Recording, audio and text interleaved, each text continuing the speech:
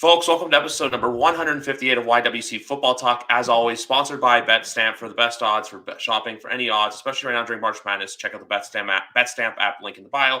With me today, Pat Lane, P-Lane_Pats is back with me. Pat, how are we doing today? I'm doing all right. A little tired. It's Sunday night. Dad duty in full effect. We were trying to get the wash done, and then the blankets aren't ready, so the kids can't go to bed, and it's just like a whole mess. It's one of those situations I feel like I can only imagine, but I can't. Maybe if we revisit this conversation in I don't know, 10, 15 years from now, I'll say that position where I'll be like, oh yeah, I get it. But no, well, obviously we're here to talk football. Don't know how it is right now. I know I've listened to a couple of the last episodes you've done with the guys, including you and Keegan, even though I'm incredibly jealous of what Spags has been doing the last few days. Every time I look at this, I see a story from a golf course in Arizona, and I'm like, oh, I wish that was me. Yep. Living the life. I want to rip the Band-Aid off. I know your situation with this. Do you want to express to the viewers more just not only how you feel, but just how you think it could have gone better, or where do we think things went south, considering JC's off to LA now, and that let's just call it, I'm going to call it like what Keegan said, it's gremlin mode. It's just the whole AFC West went bonkers, and we're just chilling in the East. Yeah, I mean, the whole thing is a disaster as far as I'm concerned. And listen, I think, there's a few different things to look at. Ultimately, just JC Jackson leaving isn't the worst thing in the world. Did I want to keep JC? Of course. But the Patriots they make do with decent cornerbacks. Now, they're a lot better when they have an elite corner, but then they sometimes take guys out of nowhere and make them elite corners. JC Jackson, Malcolm Butler. This is what they do with guys, right? They have these undrafted players that, Miles Bryant has turned into a pretty good player. Have to be an undrafted free agent. So I'm not concerned about their ability to take a corner and make him a good player. The biggest concern, though, is that you had, to me, it goes all the way back to the beginning of 2020. Okay. You come off the 2019 season. Stefan Gilmore was Defensive Player of the Year, the best player in football, right? He was unbelievable. J.C. Jackson was an up-and-coming corner. You knew what you had in J.C. Jackson. I mean, you didn't know exactly what you had in J.C. Jackson, but he looked good as a number two. You had a pretty good idea. He looks good as a number two. This guy might be able to grow into something. You have Stefan Gilmore, who now wants more money after signing what was the richest contract in NFL history at the time for a corner. Of course, 3 years later, it wasn't. And, so he wants more money. You know that. Tom Brady leaves on St. Patrick's Day. So now you're sitting here at the beginning of free agency saying, okay, we have Stefan Gilmore and we have JC Jackson. Gilmore's done after 2021. We know that. Jackson's contract runs out after 2020, and then he's a restricted free agent. We know that too. So we know we're not going to be able to keep both guys because, and listen, the cap, and people can talk about manipulate the cap and so on and so forth. That's true. The Patriots don't do that. They do that a little bit, but they don't. It's imaginary, all that stuff. Right. They don't do it as much as other teams. And so realistically, you're not keeping both Gilmore and Jackson. So going into the 2020 season, when Stefan Gilmore's is at the height of his powers, I mean, you're talking, reigning Defensive Player of the Year, considered the best corner in the league, trade him. Just freaking trade him. Get rid of him. Because Brady's just left. You're not competing for a championship. I mean, until June 27th, Jarrett Stidham was your starting quarterback. So, you weren't competing for a championship. We all knew that. So what was the point of holding on to both guys? Then Gilmore gets hurt in the middle of 2020. And now you're like, okay, well, Gilmore's hurt. Well, his value tanks because it's a quad injury. We don't know how bad it is. So now we go into the 2021 draft. And, JC is a restricted free agent, so you probably can't get anything for him, theoretically, if you want to trade him. Maybe no one will take anything for for Gilmore. But, oh, by the way, you already advanced Gilmore money, so he's getting $7.5 million in 2021, and he's not going to play for that. He's not going to play for that. And then you refuse to extend him. So, none of it made sense. So then you trade Gilmore for a 6th-round pick in 2023, and now, assuming they don't sign any other big free agents, which it seems like they're not going to, they're going to get a 3rd-round pick in 2023 for J.C. Jackson. Now, listen, a 3rd-round pick in 2023 for J.C. Jackson isn't terrible. It's not terrible. I don't hate the idea they got rid of him. What I hate the fact is that they had him and Gilmore going into a rebuilding year, and they just kept both of them and did nothing. It's like you could have gotten a first-round pick, and maybe you couldn't have gotten a first-round pick for J.C. Jackson in 2020. Maybe you couldn't have. But you could have at least gotten a second-round pick for him. I mean, there's no shot. Like Jalen Ramsey, and people say, cornerbacks don't go. Jalen Ramsey got traded for two first-round picks and a fourth-round pick. Now, Jalen Ramsey was 26 or 25. Like, Gilmore's not getting that. But to tell me you couldn't get a first or second-round pick from Gilmore as the reigning defensive player of the year, that's just asinine. You absolutely could have. The Patriots chose not to for whatever reason. And instead of choosing one or the other, they chose neither and got nothing back for either of them. And again, so maybe they end up with a third-round pick for J.C. Jackson, and ultimately that's fine. But you had both of them. The fact that you got nothing for Gilmore makes it worse now that you let Jackson walk. And it's not like Jackson watched play out. We all looked at it and said, okay, they're going to choose one of these guys, and then they're in a great situation. They're going to get assets back for the other one, and one of them will leave, and they'll keep the other one, and fine. And then, no, that's not what happened. And it's just so incredibly frustrating, from a fan perspective, to just sit there and say, like, you just dropped the ball on this, Bill. I don't think this, I honestly don't believe there's any other way to look at it other than the fact that he clearly dropped the ball. And people on Twitter say, well, Gilmore didn't want to play, and of course you couldn't get anything for Gilmore because he was hurt and he wouldn't play. But it's like, yeah, but you shouldn't have gone to that point. You shouldn't have had to trade him in the middle of 2021. You should have traded him at the beginning of 2020. Or you should have traded him this offseason for a draft pick. So what if it was only a third-round pick? Who cares? Get something for him. And it just, they completely botched it, unfortunately. Yeah, it's one of those things. You're right. It's like the same thing too with Joe Thuney in 2020 when they put the franchise tag on him as well, and then the next year walks to Kansas City. It's the same thing. But I think Belichick always has this mentality. For years he's had it where, look, he can play hardball with these guys, and he knows eventually. Like last year, we had it too with David Andrews, where it was, hey, or even to Patrick Chung years ago, where it was, hey, go test the market, come back to me, and I'll see what happens. With this one, I think the only real thing was just the guarantee money. That's the big thing. But the fact too, they couldn't trade him. When I have people from other fan bases messaging me asking me why didn't you give him the franchise tag? Obviously, that would have hindered us against the cap. This year, we're in a really crappy cap situation. Next year, it's going to be better. And so far, it's not a tough offseason. It's just been weird. But I feel like a lot of Patriots fans are being brought back to reality of, hey, not every offseason is going to be what happened last year, where you can just go and just, okay, here's a contract, handing out contracts like we're Oprah Winfrey over here, when in reality, look, there's going to be sometimes where you're not the belle of the ball with free agency. The Chargers are being that this year, the Bengals, hell, even Jacksonville, but that's a different story. That's a different story. Even the Jets a little bit have made some moves here and there where it's like, oh, okay, we see what you're doing. Right. But with the Patriots, it's just one of those things now where, and especially too with the AFC West, I hate to say this, but I feel like I have a take for you, and it's on the subtitles right now for those of you watching on YouTube. But I feel like we're in that NFL purgatory, or that sports purgatory, where you do not want your team to be. Obviously, I know you're Boston guys all through and through. I have the Boston for football, but the rest of mine, I'm Toronto. So I know that feeling of either being at the very bottom or the very top. Right. But right now with the Patriots, it just seems like we're good enough to, be in that playoff mix, be in that playoff hunt, maybe get a wild card spot. Because for as much as I thought we could have won a division this past season, it's ultimately going to be Buffalo's for the next while going forward. But it just kind of sucks knowing that we're in this position, where it's like, okay, yeah, maybe we can finish 10-7 again this year like we did this year. But are we going to go far in the playoffs? Probably not, because you have the West, you have the AFC North now, which is loaded, but we'll see what happens there with the suspensions. And then the West, it's just everyone just not playing. It's like everyone's playing a game of one-upping each other. And also, the one other point I want to make about the West. So, for years, everyone said, oh, Tom Brady had no competition in the AFC East. He ran through it every year.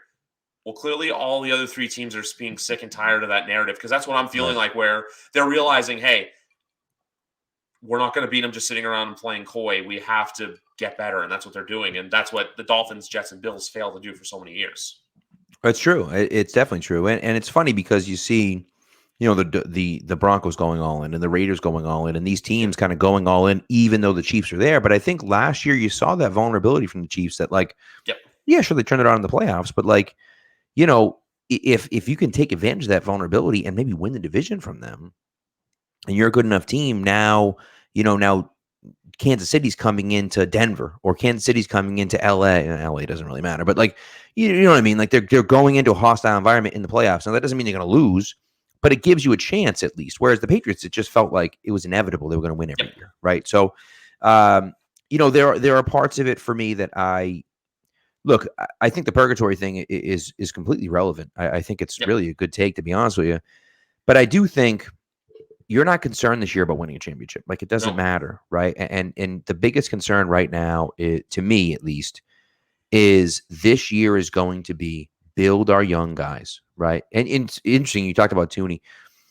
Tooney is a tough situation because when you franchised him, you were hoping that Brady would make the decision to come back. And so you didn't really have a choice but to franchise him because you wanted Brady to come back to you.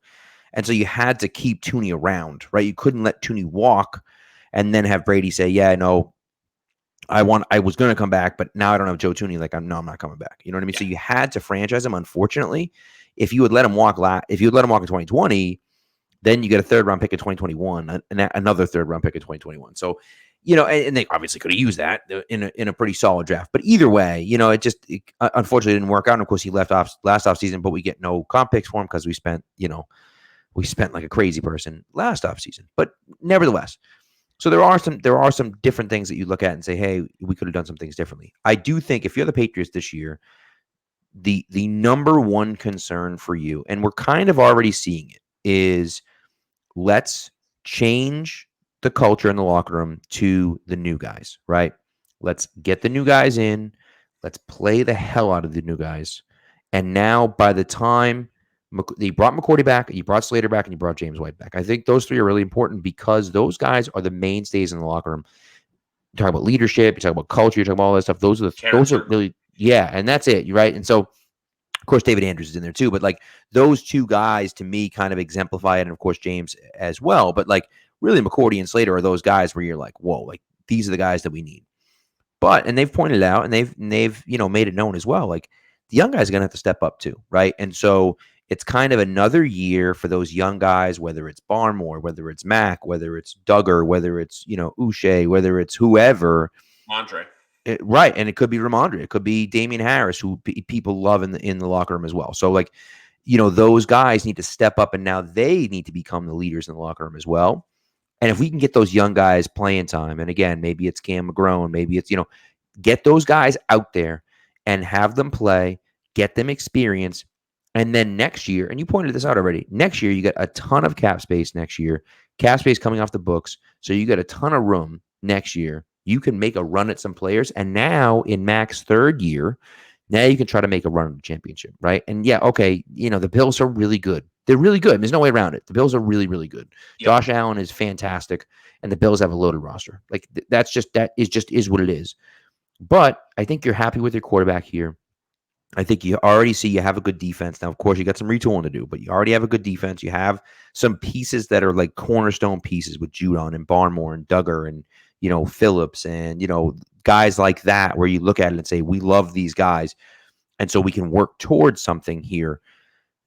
And then you say, okay, now we got a ton of money in free agency again. The Bills are going to have no cap space next year. We're going to be able to go out and spend in the offseason. We're going to be able to get better again. And now the guys that we signed for those long-term deals, the Jonnu Smith, the Aguilar comes off the books next year. Judon, Aguilar's at the books, but it's it's Bourne, it's Judon, it's Jonnu, it's Henry, it's those guys that you signed to those 4-year deals. You did that for a reason because you knew this isn't a 1-year thing. We're trying to rebuild this team, and we want to get these strong leaders, but also talented players in the locker room to kind of kickstart this, right? And I think they did a lot more than most people were expecting last year. And so, okay, this year, do they take a little bit of a step back? Do they go 9-7 or 9-8? Do they go 10-7? Maybe, probably. They have a tough schedule this year too. So, like, do they not do great this year? Yeah, maybe not. But at the same time, it's like, okay, you finish 9-8 or 10-7. Maybe you miss the playoffs, maybe you don't. Who knows? But like, I don't really care about this year. What I care about is getting those young guys better. Continue to have Mac improve. Work Jonnu Smith in the offense. Figure out, Kendrick Bourne's role and Jacoby Myers and, Ramondre and Damian Harris and all that other stuff and kind of see what you have. And then, of course, in the draft, you're sitting at 21.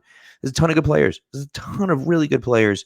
And so bring in some new blood, right? And see what those guys can do. Get those guys acclimated.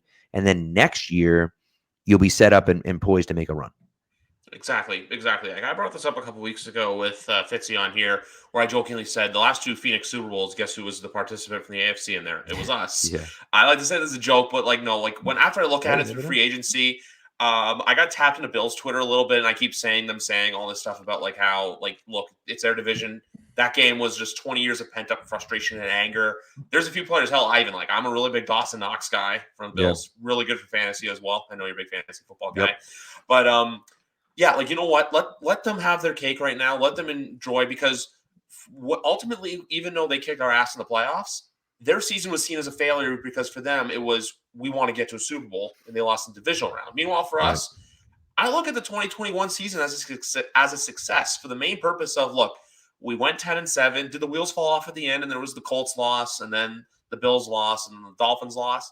Yeah, the wheels fall off at the end. But at the same time, too, there wasn't pressure going into the year. That's why I kind of when you're basically playing with house money.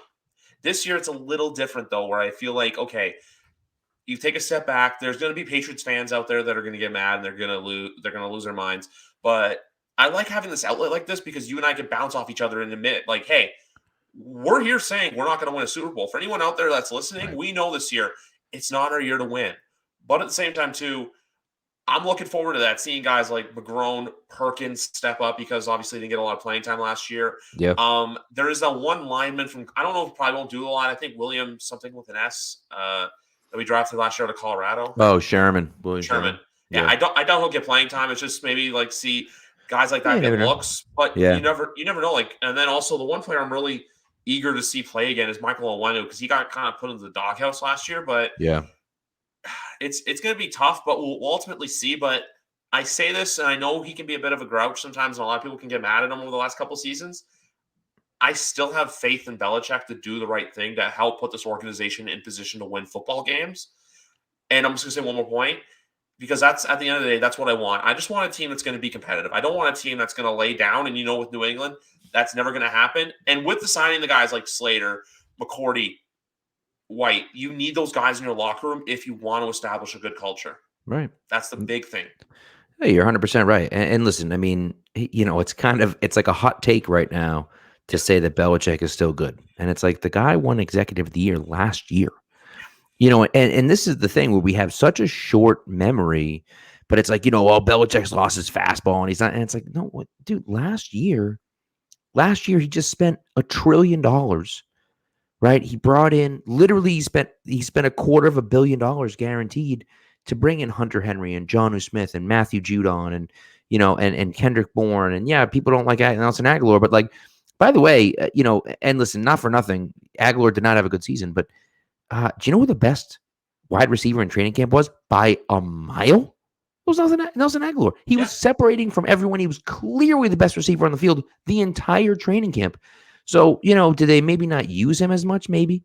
Can he be great? I don't know about that, but he at least can be a serviceable wide receiver. You don't have to trade him and get nothing back. Did they overpay for him? Sure they did. Yeah. But I'm confident that they can actually use him for something. So I just think we're overreacting with Belichick. And people are talking about Belichick's lost his fastball. He doesn't have it. And it's what the hell are you people talking about? Last year, right? He spends all this money in free agency, brings in a ton of guys who were, now, not all of them panned out. Not all of them panned out, but Hunter Henry's a pretty damn good signing. Matthew Judon, pretty damn good signing. Kendrick Bourne, pretty damn good signing. You get just those 3 guys in free agency, and you hit a home run. Then you draft Mac Jones at quarterback at 15, who far and away was the best of the rookie quarterbacks. It wasn't even close. Even close. And if Jamar Chase doesn't have the season he had, he wins Offensive Rookie of the Year by a landslide. So 100%. Fine. Okay. Then you have him. Then you draft Christian Barmore in the 2nd round. Only the best rookie defensive lineman in football, right? One of the best we've seen in the last 10 years as far as rookie defensive lineman. And then in the 4th round, you draft Ramondre Stevenson as well. So you have a draft that's unbelievable. And Ronnie Perkins, by the way, listen, some people are up and down on PFF, but PFF had him as a fringe 1st round guy. He was the only edge defender in college football last year, well, I guess in 2020, to have a 90 or above grade against the run and the pass. The guy's pretty good. Now, he needed a year for whatever reason.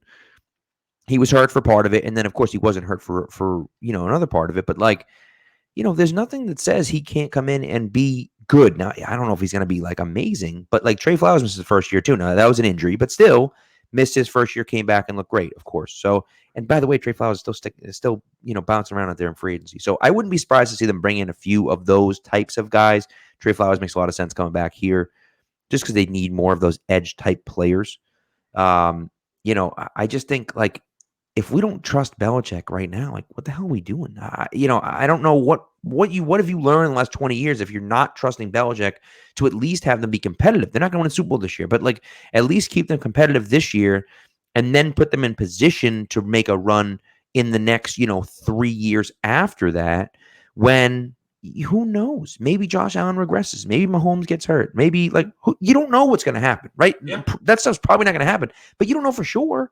And so, it just, to me, it's just kind of crazy. Like, let's trust in Belichick and see what he has, like you said. And it's like, why wouldn't we do that?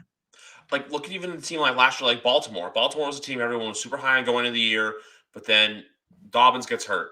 Yep. Gus Edwards gets hurt. Marcus Peters gets hurt. And then during the season, Jackson goes down. Marlon Humphrey goes down. And this year, they're fully back to come back healthy. They added Marcus Williams to free agency, and that's a team to watch out for. And I know everyone's loving it. They're saying, like, I've seen tweets. I think it was Phil Perry who said it. We get an AFC West red zone. That division's loaded, but there's going to be a team in there that's going to miss the playoffs. Right. There's going to be a team there. And I think that the whole thing right now, too, is with people getting expectations. When people message me, oh, what are the Patriots doing? What are the Patriots doing? And I'm like, guys, it's like, Pat, like, I'm literally talking to you. It's March 20th. We're about just under 6 months until the regular season starts. And what you see on what you see right now with the team is not what you're going to see in September. They're going to add through the draft. They're going to add through free agency. They're going to scoop a couple of guys up. They're going to make you, scratch your head a little bit and say, like, okay, who is this? But at the same time, too, it's like I said, if you're a Patriots fan, you have to trust Belichick. If you don't trust Belichick, I'm going to steal a phrase from you. What are we doing? Right.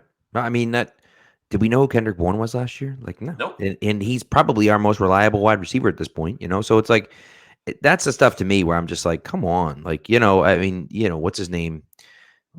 Troll and Volan out there tweeting out like, oh, the Bills have signed Von Miller and the Patriots have 3 starting offensive linemen. It's like, dude, it's like March 10th, bro. Like, relax. Like, it just stopped. Like, it's not. I get it, but we're, like you said, we're not there yet. Like, give them time, and who knows? Maybe they draft a tackle in the first round this year. Like, I just, I don't know. And it's interesting. We'll talk about the draft in a minute, but it's just like, let's just have some patience. And I know everyone wants everything. Everyone wants everything. I know that, but remember what happened? Like last year was amazing. That doesn't happen. Like, it just doesn't. The 2020 offseason is one of the worst offseasons in Patriots history. Like, you lose Tom Brady, right? You sign Cam Newton, who, like, I mean, the fact that team went 7-9. I mean, Jesus that Christ, team should have won 4 games. That team was a disaster. So, but either way, you look at it and just say, like, what do you want them to do? Like, they had a terrible 2020 offseason. Then they have a great 2021 offseason. Now they're in 2022, and it's like, yeah, it's not great. You lose J.C. Jackson, you lose other guys, like you trade Jack Mason, which that one frustrated me, and it frustrates a lot of people, of course. But it's just kind of like, hey, I guarantee you, and I don't know, I have no inside information, but I guarantee you they went to Shaq and said, listen, we want to extend you because we want you to take a pay cut, really is what we want you to do. We want you to take some money. We take some of that money and convert it and do this and do that. And he said, no, I'm not doing that. And they said, okay, see you later. And they just traded him. That's what I would imagine happened. I might be wrong with that, but that's what I would imagine happened because, yes, it was a small salary cap hit in general, but I think they wanted to try to extend him and, keep that number kind of low. And he didn't want to do that. And I don't necessarily blame him for that because in 2 years, he's going to get a big payday. Right. And so he probably wants to play out the end of his contract and then, or maybe next year he'll sign the extension. Although I wouldn't expect him to stay in Tampa because Brady would come. But that's who knows. That's a whole nother discussion. But, I just think, like, yeah, we're here. We're not super happy about it, but, like, what are we freaking out about? Like, it's just not, we know what Belichick is capable of. We know you're going to be fine. Just, like, give him time. He'll figure it out. And then if by the end of 2021 or if 2022 comes along and they haven't figured anything out, and they look terrible in 2021, and now nothing's changed. Okay, now you can start to be like, what the hell are we doing here, right? Yeah. But like but right now, like you're overreacting right now after a team that overachieved last year, really, right? Had no business making the playoffs last year and made the playoffs anyways and played over their head and had a bunch of young guys look good and had some guys underperform. If Jonnu Smith plays well this year and he played awful last year, he plays well this year, like all of a sudden you're getting something out of a guy that you didn't expect to get anything out of. So, I think we got to just chill on the like freak out right now and, just come back to earth and say, hey, look, we're going to be all right. We're going to be okay. Maybe we're not exactly where we want to be, but we're going to be fine. Exactly. You nailed it on the head because it's one of those things where we have to look at it and go, you know what? Hey, look, everything's going to be fine. Just, you got to remember this. At the end of the day, it's not all sunshine and rainbows.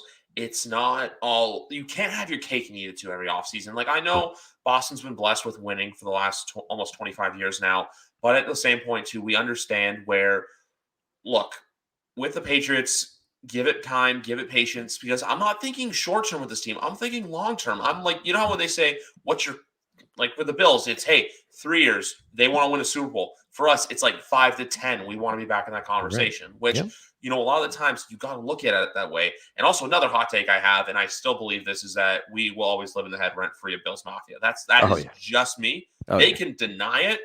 It is the truth. 100%. Oh yeah, no, that's factual. I mean, because they can say, oh yeah, we run the AFC East now and blah blah, but it's like, no, we beat up on them for 20 years. They're like the little brother, and so if they win, their first tweet will not be about them winning. It'll be about the fact that they're better than us. That'll be the first tweet because, and listen, rightfully so. I'd feel the same way if I were a Bills fan, right? I mean, the Patriots beat up on them for 20 years. Like, of course they feel that way. So no, you're 100% right about that one. They're definitely they're definitely the little brother in the situation, and they always will be. They always will be unless another 20 years go by and the Patriots suck and the Bills are good. Like the Bills weren't even competitive for 20 years. They weren't even with us. We just dominated them every single year, and it was just year after year after year. The Bills had a billion quarter. I remember I wrote an article called Tom Brady, the Buffalo Bill. It's when I like literally the first article I ever wrote. And it was about how, if the Patriots had lost the Tuck Rule game, theoretically now, let's just say the Patriots had lost the Tuck Rule game or something had happened, during the year and they had missed the playoffs or whatever.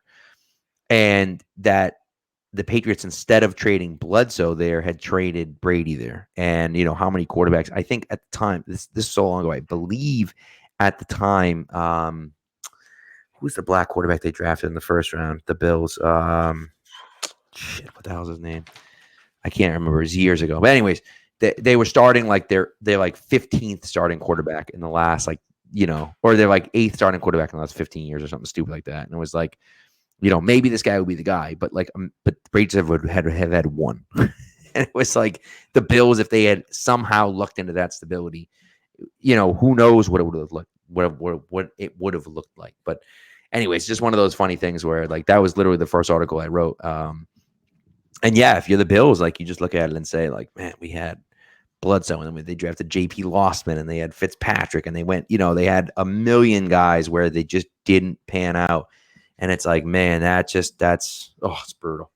The only worst part about when the Patriots lose more than them, because when we lost that playoff game, I didn't see Bills Mafia coming after us. I had Jets fans. I had Giants fans. Those are the people that were coming after me. Because I had a thing on one of my, because I do a lot of sports betting content, and I posted Patriots +4 for that game. Because I'm like, you know what? We can keep it close, but I think I don't know if we'd win the game. And someone, Jet fan, was coming at me saying, oh, how's that Patriots +4 looking? And I'm like, you guys didn't even make the playoffs. Like, shut up. By the way, EJ Manuel was back in 2013. Yes. This was back in 2013. It's my first one I ever wrote. Back in 2013, EJ Manuel. And by the way, guess who they drafted in the second round that year? Robert Woods. How about that? Robert Woods, their second round pick. Buffalo second round pick to the Titans. Yeah. He's a guy that, I mean, that sounds about right, to be honest with you. So he's 30. I don't know. Anyways. Yeah. Back on course. Yeah. All right. Do you want to get into the draft? You know what? I do. Because it's that time of the year, folks. That's the thing about the NFL. I say this right now. It's the train that never keeps stopping. It's the greatest reality show on TV. And now for the next 5 weeks, we get to look at all these guys and we get to say, okay, who do we like? Who do we need? Unfortunately, there's certain incidents like the David Ojabo tearing his Achilles in his pro day I think it was Thursday. I think so, yeah. On Thursday. But I'm going to get into who you like in a sec. But I want to ask you, who do you think the Patriots should be targeting in the draft? Besides, I want to go a little off course though, because obviously we could go for a wide receiver, we could go for a guard, we can go for a tackle. Right, right. It's offensive line heavy, which 10 years ago looks horrible, but now, Jesus Christ, when Evan Neal looks like, oh my God, when you see him, he's not going to the Patriots. He's not going to the Patriots. No. He's not escaping the top 3. I have him going 3 to Houston. When you see a guy that slim who can just move on the line, that's scary. But outside of the positions, I want you to name me a position that's not a linebacker. Actually, you can say linebacker if you want, because there's a couple guys I really like at the linebacker position for us. But is there another position that you really see where you're like, okay, the Patriots should definitely be targeting not a certain guy, but just a certain position group? Yeah, I mean, for me, honestly, in the first round, I'm looking at offensive tackle, I'm looking at cornerback, and I'm looking at wide receiver. Those are the 3 positions for me that are the most important. I do like the idea of going linebacker, but linebacker in the first round is a reach, to be honest with you. Now if you can get a safety, if safety drops to you and you like one of the guys that's there, sure, you can go after a guy like that. But really realistically, the only safety that's there is Kyle Hamilton. He's going to go in the top 5 to 10. So you're not going to get that guy. Yeah. And I don't know if there's another safety. I kind of like Kirby Joseph, who will go later. So that's from Illinois. That's one of those guys that, okay, I'll target him, but he's like a 4th round pick or something like that. So like, he's a Saturday guy. Yeah. And so it's like, you get one of those guys, but not in the first round. To me, in the first round, it's wide receiver, it's tight, it's offensive tackle, or it's cornerback. And I think the Patriots' best bet might be to trade down from 21, pick up another pick in the top 100. There's a ton of players that are good.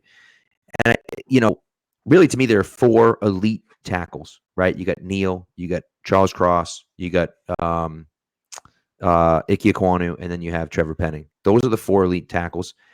Probably none of them are going to be there at 21, but then again, there's 4 of them. So there's a possibility that one of those guys will be around. And if those guys aren't around, then that means that there might be a cornerback that's there. There might be a wide receiver that's there that you don't think is going to be there. So it just kind of like, for me at least, those guys getting pushed up, even if they get pushed up the draft board, it's good for the Patriots because there are so many guys they can target. Now, if you're looking at it and you're 21, and you like Andrew Booth Jr. and you like, Chris Olave and you like Jameson Williams, and they're all there, then maybe you trade back to 26, right? Maybe you trade back to 26 and pick up, I think one of the trades I've done with the Titans on a lot is like 26 and 90. So you get 26 and 90, move back 5 spots and pick up number 90 overall. And so now you pick up another top 100 pick, and you have another pick on Friday night where you say, okay, now we're still drafting in the first round. We're probably, one of those guys is probably going to be there that we like. And then you kind of go from there. The only other one for me is Jordan Davis is a possibility, or the other kid from the same kid from Walker. Trey Walker's going to go. He's too good. He's going to go inside the top 10 at 21. I think is a no-brainer. It's like almost harkens back to 2001 or 2004 when the Patriots had 21 and took Vince.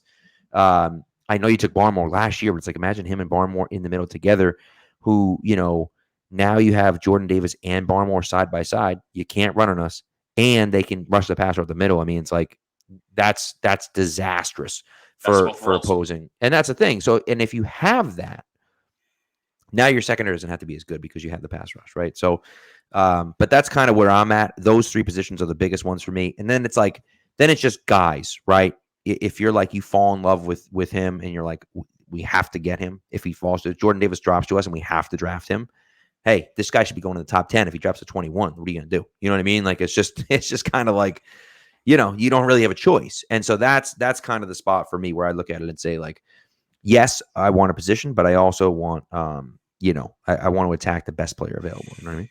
Yeah, exactly. Because that's the thing about this year's draft that I say compared to last year and the years before. Like, how 2 years ago, CeeDee Lamb went to Dallas, where at the time he couldn't have gone. Like, not that he couldn't have gone, but like Dallas had other needs. This year, it's not you're drafting for what you want. This year's drafting for what you need. The only other tackle I have interest in that actually Mike Renner got me on his radar is the Austrian kid from Central Michigan. I think Bernard something. Yeah. I think Raymond, I think it is. Yeah, him. He's only the one there. Aquanu was a guy I really like, but obviously he's going top 5. I could potentially even see him going number 1. Could be. Yeah, it could Although be. Not Jacksonville at this point. Can't take him number 1, I don't think. I think it's Hutchinson going. So I think it's going to have to be. It's going to have to be. I think, at least. I think. Yeah, right. I think it's going to be Hutch, but at the same time, too, it's Jacksonville, so we never know. Hell, at one point we thought Kayvon Thibodeau was going to be number 1 in the draft, but he's sliding down to where 5 and 7. But then at the same time, too, I've seen this from like Giants Twitter, where if they don't have Aquanu or Cross and drafting, it's like we don't want to tackle. But then it's like, okay, you need the position though, so just ignore the guy. Like last year at the draft, I wanted Fields. There was the famous meme video from you guys of Keegan reacting to when Fields went to the Bears. And when Mac Jones got drafted by us, we were all like, okay, we'll see what he can do. I always had my take of Alabama quarterbacks never pan out in the NFL because they always kind of were surrounded by the players that were better than them in their positions that made them outshine. But he had a good rookie year, and I just want to bounce off quickly to Mac just to get some quick thoughts and insights on him to how you thought he did. Because look, last time we talked was after the Carolina win, and that was like 4 months ago. It was a while ago, yeah. Yeah, so I suppose before we get back to the draft, I just wanted to ask you quickly what you thought of Mac's draft and where you see him going forward. Because I feel like now people think, oh, look, because of what happened in the playoff game, well, the book's out on him. He sucks. He's going to have a sophomore slump. I think he's dedicated, and I think he knows where he has to improve. And I'm not saying he's going to come out here and have a second year showing, but if he can have a good second year to where, you know what, he's creeping in that north of top 16 quarterbacks in the NFL, right? I say it's a good year. The only thing I think he just has to do is just limit the mistakes. But at the same time, too, I'm confident in him to, you know what, where like in 2020, we saw a lot of the plays where Cam couldn't read a blitz comes at him, he just cowers. Matt got out of pressure a lot of times last year. Right. We did. I hate to do this to you. Give me 1 minute. My computer's about to die. I just got to run and grab the cord. You know what? I will vamp. I'll be right back. All right. No problem. I'll be back. Actually, folks, since Pat is gone, I have to do this right now. I was going to vamp, but I got to do this. You see, if you are listening on YouTube or watching my face, you see the Pat's blank screen. It is me. I am here. I'm going to take Pat's frame out for a second, and I'm going to go to me. Basically, what I'm here to do right now is talk to you guys about BetStamp. And obviously, I know I hammer it down like a lot of the guys have Manscaped. I don't have Manscaped yet. Manscaped, if you're listening, contact me. What BetStamp is it's an app you can download for your iPhone, for your Android. And you know what? It gives you the best odds on any sport for any game. And it's crucial right now for March Madness because why? I've lost money during March Madness, and I don't want to see you guys lose it too for the Sweet 16 and Elite 8 that's coming up this coming weekend. So what you do is you download the BetStamp app, use the promo code GRIFB. All the details and the link for the downloading the app are in the bio. So what I need you guys to do is just download the app, and even too, if you want to bet on NFL when it comes back, if you want to bet on college football, you want to do NBA, you want to do March Madness, you want to do UFC, NHL, MLB, which starts up in a few weeks, download the BetStamp app today. Connect it to your favorite sports books. And remember, guys, if you are in Ontario, sports betting, April 4th, all the books are coming here. So where single game wagering is legal. So it is imperative that you get this app downloaded. Why? Because it's going to tell you which book is going to give you the best bang for your buck so you can go out there and you can make money. But not only that, so you can make more money. So say if one book is giving odds at 140, plus a minus 140, but another book's giving you a minus 180. You're going to go to the minus 140 book. Why? Because that's the better odds to win more money. So, guys, do me a favor. Download BetStamp today. Promo code GRIFB. You will not regret it. And I will see you guys on the BetStamp app. And apart from that, too, I'm just going to throw in another little kicker. BetStamp has verified bettors. What that is people that have a really good track record, celebrities, etc. Those guys, what they do is are verified bettors, so they can go out there and you can tail their odds too. Don't fade them, tail them. BetStamp, download the app today. And just like that, he is back. He's putting his headset on. He's grabbing his charger. The earbuds are in. Pat Lane is back. We're back. Do we want to talk Mac still? Mac. No, let's do it. So Mac. So here's the thing, Mac. McCorkle, right? Shoot. And this is my thing. Is that I wasn't crazy about it. And it's funny, last year, you talk about the draft, I wanted Fields desperately. I looked at Mac and I just said, when I looked at Mac, I saw Brady.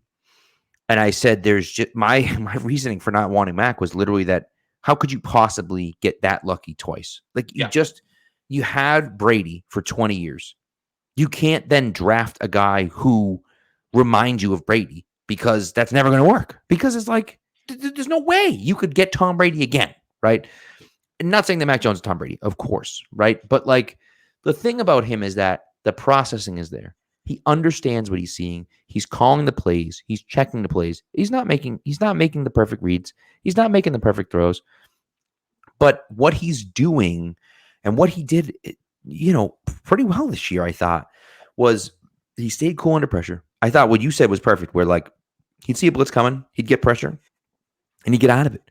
He's not the most elusive guy. He's not the most athletic guy, but he knows his pocket awareness is fantastic.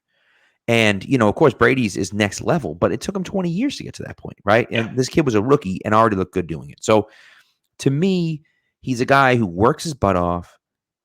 All the guys love him. They all love him, right? And, and he's a leader on the field. He's a leader off the field. He's a guy that you want as your starting quarterback. And to me, when I look at him, I just say like, hey, we struck gold with this kid.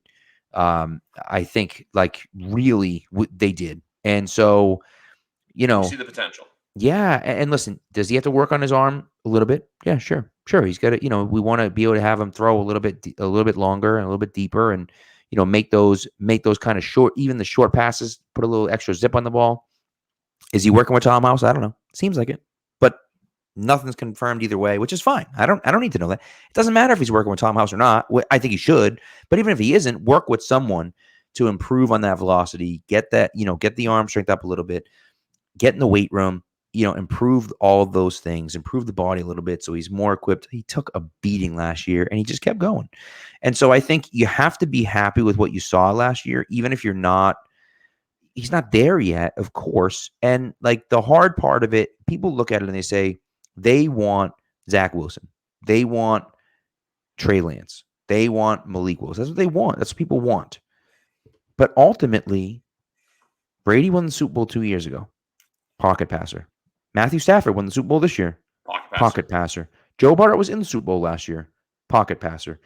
So you go through the list and you start looking at it and you say, okay, Mahomes won the Super Bowl in 2019, but guess who he played against? Jimmy G, pocket passer. Brady won the Super Bowl in 2018. Guess who he played against? Jared Goff, pocket passer. So you start looking around the league and you're like, huh. Brady I know we love these. Right. I know we love these guys, but it's still these pocket passers that can get rid of the ball, that can read the blitz. Mahomes is a different animal because, he can run, but he's also really smart too. Right. And so you're not reliant. If you're too reliant on the other tools, the other traits, you still have to be able to play quarterback. You still have to be able to do that. And when things break down and other stuff isn't there, you have to will the team to win, which is what some of these guys have done. And so, I just look at it and say, hey, maybe it never works with Mac, but I'm willing to take that chance, Yeah, exactly. I don't think in a few years we're going to be in this awkward Baker Mayfield position. Obviously, now that's a lot different after them getting Watson, which, folks, for those of you who want to know, Cleveland Browns fan and Sportsnet personality Andy McNamara will be on with me tomorrow night to discuss that. But with the Baker situation, you don't want that, or even this year, what Daniel Jones is going through with the Giants. Obviously, that's a lot different. I'd like him to stay because, look, I have a thing on here. When Daniel Jones plays in primetime, I podcast because the two times I did in 2020, one was the game where he ran against the Eagles and fell. And then the Giants game, which I don't know how much of a sports bettor you are, but I remember that game. The Bucs were a huge favorite, and I said the Giants are going to cover. I don't know if they'll win, but they'll cover, and the Giants lost by 2. So it was just from there, me and one buddy, we always record during his primetime games. And this year I was looking for a Colts-Giants primetime matchup, which if it was Wentz against Jones would have been hilarious. Oh, my goodness. But that's my whole thing right now. We're not in this position. And also, too, I don't think after year 3 we're going to be in this, contract negotiation like what the Cardinals are going through Kyler Murray. Locked On Cards guest Alex Clancy was on a few weeks ago, guys. So if you haven't listened to that episode, I recommend it. We had a good conversation. But I know I'm going off track and just plugging past episodes, but it's just stuff I want to do because it relates to this conversation with Mac, where I don't see that happening. I don't see, and also too, unless he plays crazy, I don't think he's going to be coming up and saying, you know what, back the Brinks truck up for me because he's getting this and he's getting that. Kyler has the right to, because the Cardinals know that without Kyler, they're inevitably screwed. But I'd rather be in the Patriot position. Are they though? It's a sensitive subject, I think. I don't know. I don't know what's better for them. I think it's either they, for some reason, made Cliff happy and their GM, which I've had many discussions with various different people, whether it's a Cardinals person or if it's not a Cardinals person, about the state of their franchise. But I'm out on. I mean, just fantasy wise, I'm out. I will not draft him anymore. Been burned a few times by him now. I'm all set. I'm all set. Now, if you want to give him to me late, sure. But I'm not drafting him with the Josh Allens and with the Lamar Jackson. I'm not doing that because he can't stay healthy. He can't play a full year. So what good is that? Yeah, he plays great for a few games. Then he's out for 3 or 4 games. Then he's for 3 or 4 games. Then he's out for 2 or 3 more games. Then he comes back and he plays well for 2 or 3 games. It's like I'm not dealing with that. I'm not doing that. So maybe it's one of those things. And then as your quarterback of your team, like if the guy's not going to be consistent, he's not. I mean that playoff performance was embarrassing. It was embarrassing. And I know that he didn't have any help. I get it. He didn't have any help. Everyone's hurt, but that was embarrassing. That was one of those ones where you're like, what are you doing, man? And now he's going to demand a ton of money after that performance. It's like, come on, buddy. Know what's going on, I only say that because with them, it's kind of like going back to square one on the quarterback situation. That's why I say I think that they're better with him than Cliff, because obviously we know what Cliff's skill set is. But with Mac, though, and even with us this year in the playoffs, Mac, obviously, look, we know this playoff this year. I looked at it as, like when you watch a movie and the bully finally gets what's coming to him. That's what happened January 15th in Orchard Park. Yeah. Also, too, I have to go back to that stadium because I did a video for NFL Bets, and ever since then, it was literally a few days after the Patriots game there.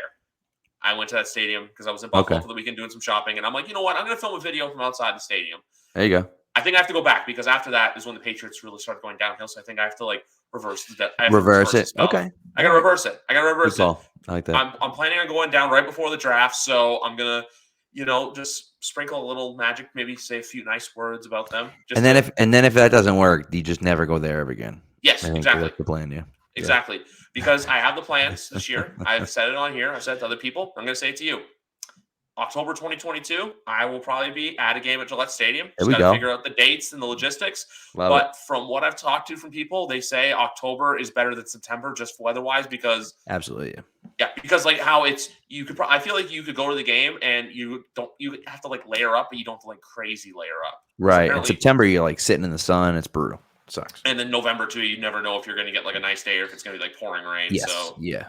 I don't want to pay all that money to come down there and it be a pouring rain game. Yeah, it's not. No, that's not what you want. That's not what you want. But now back to the draft. After the Mac talk, look, it's the floor is yours now. I want you to tell the world who are you crushing on in this draft? Not players like last year with Nick Bolton, obviously Keegan with Amon-Ra St. Brown, which I have to say both of you guys hit. Those guys were studs in the NFL this year. But with those, with this year though, who is Pat Lane's Nick Bolton for 2022? Leo Chanel is that guy for 20. I mean, he's super athletic, big guy, super productive linebacker. He's solid from Wisconsin. There's also Troy Anderson from San Diego State. No, South Dakota State. State. How am I talking about? I think it's South Dakota State, I believe. Small school. I think they're FSB. Think so too. Small school. But the kid's 245 pounds and he ran a 4.35. It's stupid. Now he's not the toughest guy in the world, but if you're gonna be 240 and be able to run that fast and play linebacker, he's got some work to do. He's an unfinished product. But if you can get me that guy in the bottom of the second round or top of the third round, I'll take a chance on that guy because he's a freak who's big and strong. And if you can teach him how to play the position, he can play the position, right? I think he went to South Dakota State to play quarterback, and then has bounced around a little bit, and now is playing linebacker. So, I take a shot at a guy like that. You just see if you can mold him a little bit. Defensively, those guys, and obviously, I mean, the kid from Georgia is just stupid. I mean, that's just dumb. I mean, come on, Jordan Davis, come on, that's just stupid. I mean, that's just that guy is a freak. So if you can get that guy here, that'd be fun. I like the guy that I had my first draft crush on, who then didn't show up at the Senior Bowl, was Marcus Jones. Marcus Jones is arguably the most electric kick returner in college football history. Finished his career with 9 return touchdowns between kicks and punts.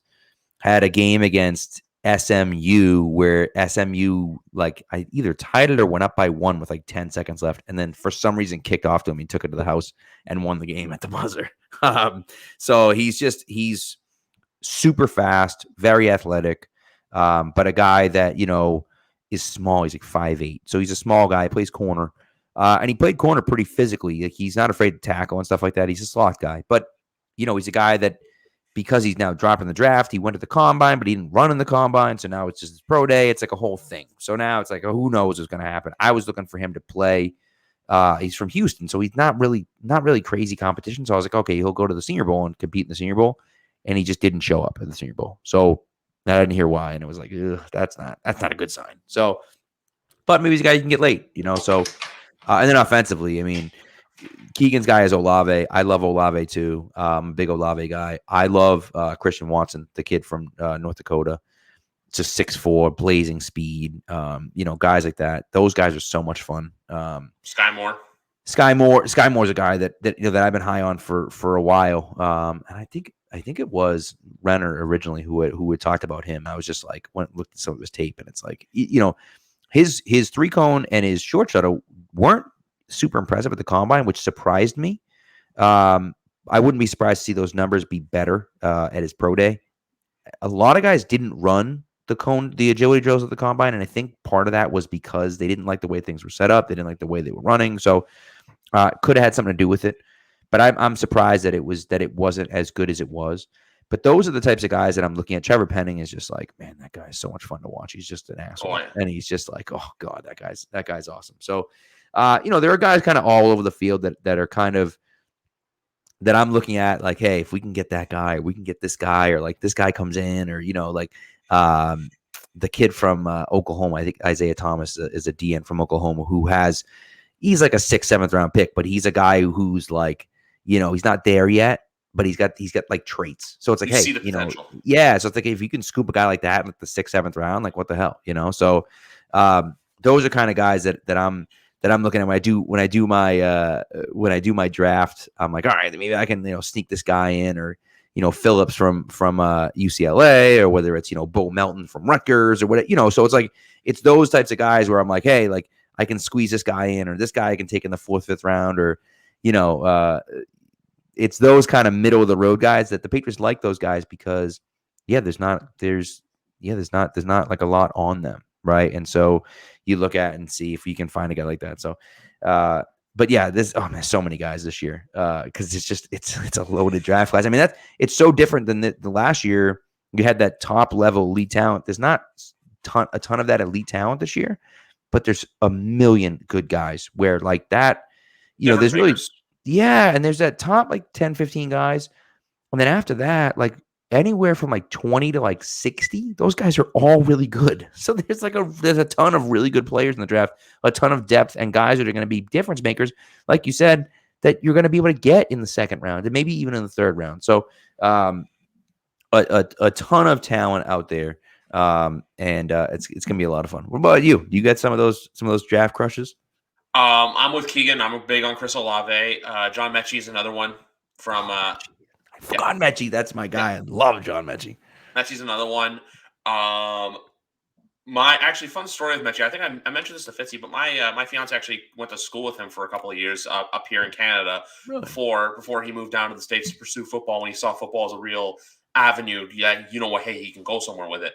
Yep. Because his brothers actually play professionally up here as well. Mechie's one. Jameson Williams.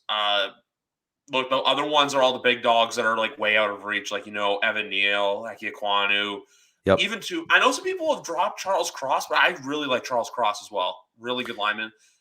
I'm all for the offensive line guys. I like Trevor Penning too. Look, really good guy, move the ball. A couple of the receivers I like though. One is Treylon Burks out of Arkansas. I think he's not a guy that can come in right away. He's scary because that's Nikhil.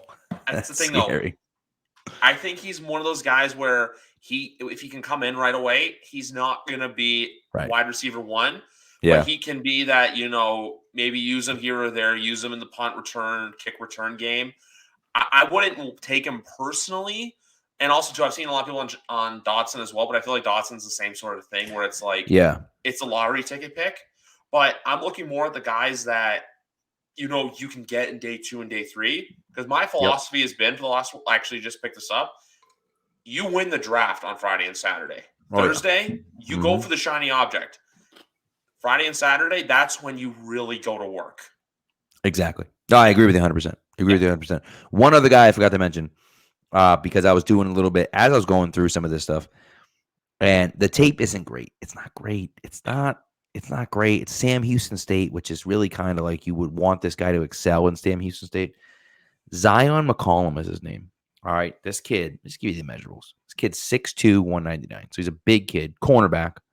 Oof. Not super long arms, like 30 3/4, not super long, but like long enough. He's 6'2", so you don't need those super long arms because you're tall already. But either way, this kid ran a 4.33 40. His vert was 39.5 inches. His broad was 132, 11-foot broad. Jesus Christ. His cone drill was 6.48. Was it 6.48? That's under a 6.5 cone drill. It's outrageous. And a 3.94 shuttle. Oh my God. So a sub 4-second shuttle and a sub 3.5 cone drill, that's unheard of. That's outrageous. Right? And so you talk about the agility and the speed and the jumping ability, those types of things where you look at a guy like that and you say, okay, he's not a finished product. And he's a senior. So like he's a little bit older. And so there's some things that you have to work on. But, you see a guy like Kyle Duggar, who was a freak athlete to play D2. Now, he dominated in D2, so a little bit different, right? Yeah. But still, he played D2. But because he had all of those measurables, you look at it and say, shoot, like this kid could be something. We could turn him into something. And McCollum is a guy, to me, where if you can get that guy in the 4th, 5th, 6th round, which you probably can because he's from Sam Houston State and his tape isn't great, but the athlete is just so freakishly good that maybe you can turn him into something, right? Belichick's done this a bunch with guys that are unheralded. He's had really hard time with the guys that he drafts at the beginning of the draft at defensive back, right outside of McCourty, obviously.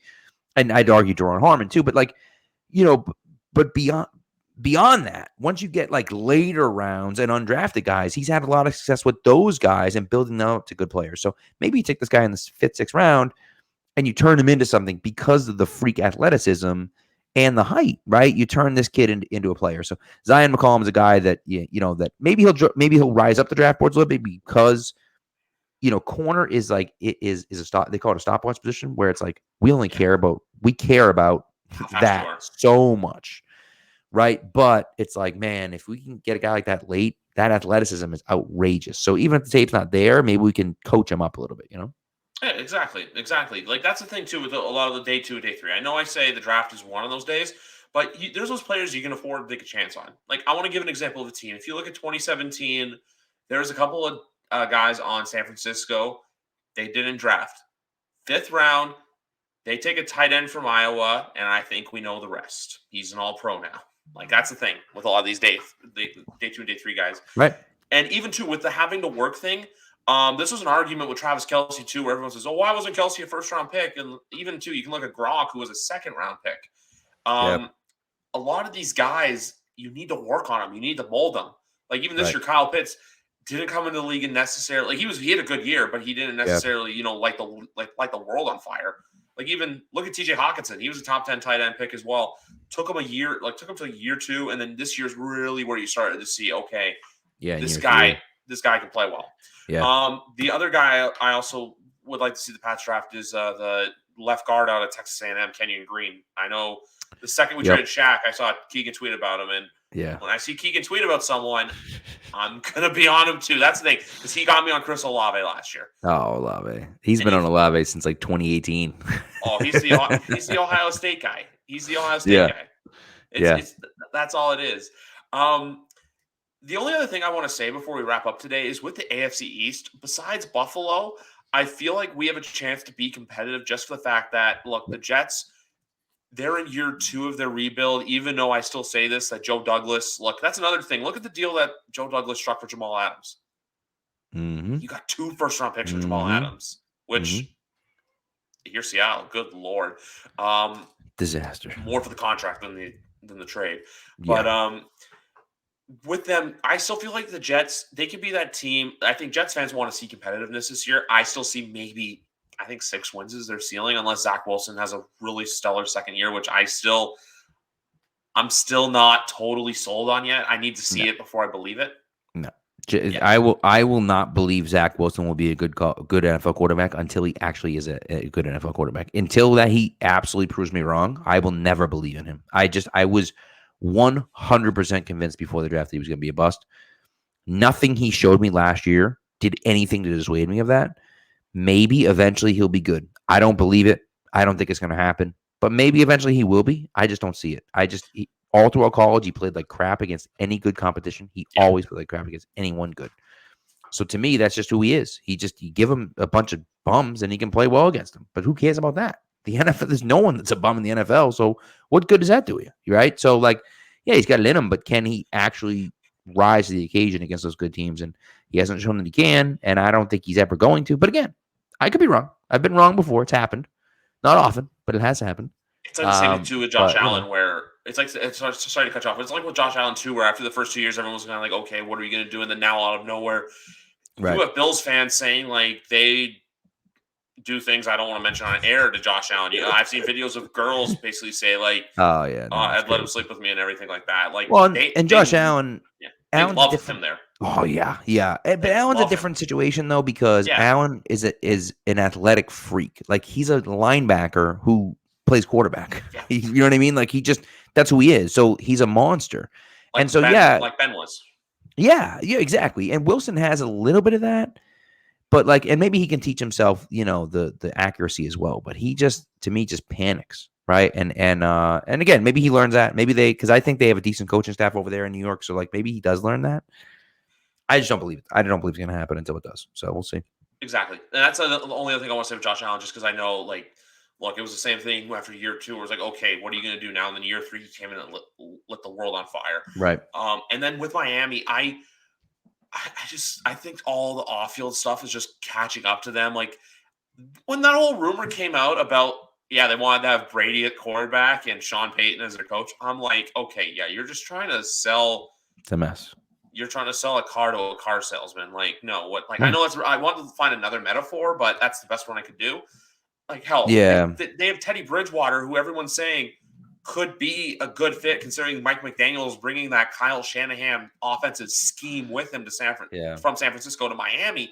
So, look, for everyone saying, "Oh, everyone knows Mac." Okay, we know Tua now, and then Miami. I'm just like, I think it's the same thing. Just Miami is that.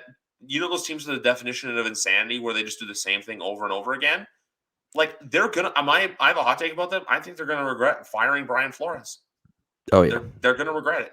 Yeah, I do think McDaniels is a good coach, so we'll see. Right? Yeah.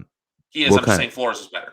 I agree with you there too. I mean, and Flores now in Pittsburgh is going to be interesting, but it is going to be, the Dolphins. We'll see. It's so funny when you see some of those trades happen. You're like, what are these?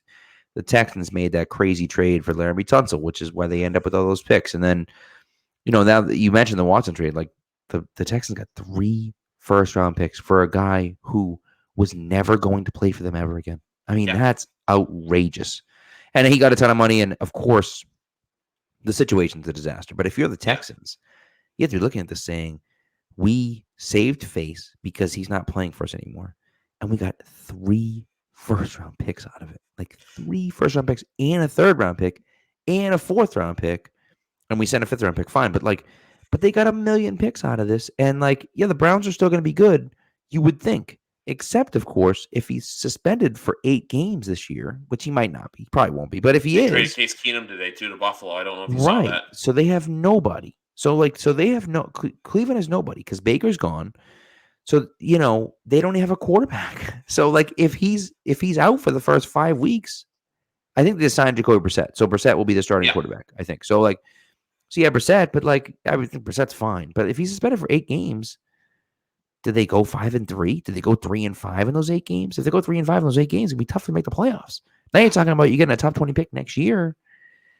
I mean, that's that's a pretty damn good trade if you're the Texans and the Texans are a complete dumpster fire. That team is awful. Yeah. But they have 1 million picks coming up, so like it's good for them. And now you got Davis Mills, who long people shat on that pick last year. He looked pretty good, and realistically, yeah, and realistically, you were there. Yeah, I was. Yeah. Realistically, you're gonna run that back with him. You're gonna stink again this year, and then if you're not bought in by year 2, you draft one of the quarterbacks next year. You know what I mean? And so that's one of those things where, like, I think the Texans are in a pretty good spot right now moving forward. I think that the disaster that they fired David Culley. I mean, the coaching stuff is a mess with Lovie Smith and all this other crap. You and I were on here talking when they hired David Culley. I don't mean to cut you off again, but I remember that we came on, like, literally we're speaking the day when David Culley got hired. We were both like, okay, why or who? Right. And again, like, you hire him, I don't know what he could have done to keep his job. Like, he did the best he possibly could with that. I mean, you had the biggest anomaly ever, one of the worst lineups of all time, and it was also one of the oldest lineups in the league, and they were terrible. So it was kind of like, what do you want the guy to do? Like, they played over their heads most of the season, and you fired him anyways, and then you hired Lovie Smith instead. It's like, what the hell are you doing? So it just it made zero sense. But anyways, that's neither here nor there. Still yet weren't the worst team in their entire division. They somehow finished in third in the division. Yeah. But even when I look at our schedule for next year, I look at the North and I'm like, okay, Cincinnati we figure would be good. I have Baltimore as a dark horse to go far. I'm not. I'll say that now. Yeah. Cleveland, we'll have to see what the suspension comes down for Watson is, and then Pittsburgh. I think with Pittsburgh, I'll be honest with you, if they can get decent quarterback play out of Mitch and their defense can steal the game here or there, they could potentially make I'm not saying make the playoffs. I'm just saying be in that mix. Like, you're in that graphic come right around the Christmas holidays. You're in that graphic, and then I think we lucked out in the South because we get to play the Colts, and we honestly I don't know what to expect from the Colts this year. And then the West, sure, we play the Raiders and we'll probably lose, but our saving grace is we play the NFC North, which is falling apart at the seams with Aaron Rodgers having no one to throw to, even though he'll still probably win 12 games. Yeah. Minnesota, which I believe is 1 year away from completely burning it down. Yep. And then Chicago, which, look, they're rebuilding and they're on their way up. And then there's Detroit and Dan Campbell, which I heard this from a couple of people for Baker. I know Baker wants to go to Indy, but can you imagine Baker with Dan Campbell and kind of that? That would just be a really funny combination. That would be interesting. Yeah. He makes the most sense. If I'm Indy, though, you have to go after Baker because you gotta. He's the only quarterback on the market right now for you. You're set up right now to win. Baker's on his 5th year, so then you can extend him at the end of the year or not. But if you're not sold on him, then fine, you get rid of him. But the Browns don't have a choice; they have to trade him. So you can send a 3rd-round pick for him. You know what I mean? So, anyways, if I'm Indy, that's what I'm doing. Carson Wentz was a disaster, but somehow you ended up with picks for him anyways, which is outrageous. So then you trade one of those 3rd-round picks and you trade for Carson Wentz. And you move for Baker, and because realistically now the Browns are going to get nothing back for Baker Mayfield. You're going to get nothing. The guy's on an expiring contract and he's getting paid a decent amount of money. So who the hell is going to send you? And you can't keep him, so you have to trade him. And it's not like it's a bidding war for Baker Mayfield, right? So it's just not sure, I'll send you a 3rd-round pick for him. Sure, why not? Yeah, exactly. And then I'll send you. And then with the West, I know everyone's so high on Denver and Kansas City. My team right now that I'm excited to watch from that division is the Chargers. I'm a big Justin Herbert guy. It's someone I like through college. I always thought when he went to LA, I know everyone was saying, "Oh, we'll see how he does." I always had a feeling he was going to be good. Plus, it hurt said he has his worst days against the Patriots, but that's just another story for another day. That's the thing. Actually, I saw his 2 worst games of his career were the 2 against us. Yeah. Well, that coach has to figure it out. He's got to figure it out. He can't go for it every time on 4th. He can't. There's situational football, and he doesn't get it right now. So, analytics is not always your best friend. Right. I mean, realistically, you're playing the game. The game's played with people. I get analytics. You want to use analytics, but it's a tool. It's a tool, right? That's what you're doing. It's like if you said, well, this is the best play we should run. You can't run that same play every single time. You just can't do it. It's just not. This play works when we run it at the 10-yard line. You can't get to the 10-yard line and run it every play. It doesn't make any sense, right? So like you have to think a little bit and not just be a robot and look at, yep, that's what the numbers say. Okay, that's what we're going to do. It's just like at a certain point, you have to be able to look at your team and say, okay, we're going to punt here because it puts us in a better situation. I know our defense can get a stop, and if they can, then we can get the ball back in better field position or something. It just, you have to just kind of, It's just that some of that stuff, I'm like, what do you do? The Chiefs game is the one where I was like, I'm out. I'm out. You can't do that. You just can't keep doing that. I know you have to score touchdowns, but you have to also get points. Like you would have won that game in regulation if you just kicked one of those field goals, and you didn't kick any of them. And it's like, you just. So, anyways, that's a whole nother story. But yes, they're a fun team to watch. Herbert's a monster. Yeah, that's one of the Thursday night games. I missed a lot of it. I had a pretty good reason, though. I was watching one of the greatest Marvel movies of all time on opening night. So that's my reason for missing that. And also, to another quick take. Which one came out on Spider-Man? Oh, that was Halloween, wasn't it? No, that was the this was the one Thursday nighter. It was in LA. That one you were talking about, where the Chargers should have won it, but then because the Chargers beat them in Arrowhead, but then the Chiefs you're talking about the Chiefs game. Oh, okay. Yes. No, not the Patriots game. I got you. I did not miss a single Patriots game in 2021. There you go. No, with this one it was. I know what you're talking about. The Chiefs. I got you. Chiefs that one. No, I know the one you're talking about as well with us. But the only other take I have for you before we go today is. The Patriots will have an outdoor, not an outdoor, obviously they play at Gillette. We'll have an international game in 2022, but it will not be in London. I think they will be the ones to play the Cardinals in Mexico. Interesting. Mac walks down that hallway, thing with all the fencing around and stuff. Yeah. That'd be interesting. Yeah. That'd be interesting. I know you want to go to Lambeau, that's why I say that as well. Yeah, that won't be. Yeah, no. That's the hope, at least. I mean, there's a lot of good places. You look at the road schedule, right? You got Lambeau. You got Minnesota, which is a cool stadium. You got Arizona, which is a cool stadium and a cool spot. You got Vegas, which is like you got to assume that people are going to flock to Vegas that weekend for that game. But yeah, Lambeau to me is the place just because they won't play there for another 8 years, and it's like it's freaking Lambeau. Like that's cool, and like who knows how long Rodgers has left. So like to see Rodgers play in person is pretty cool.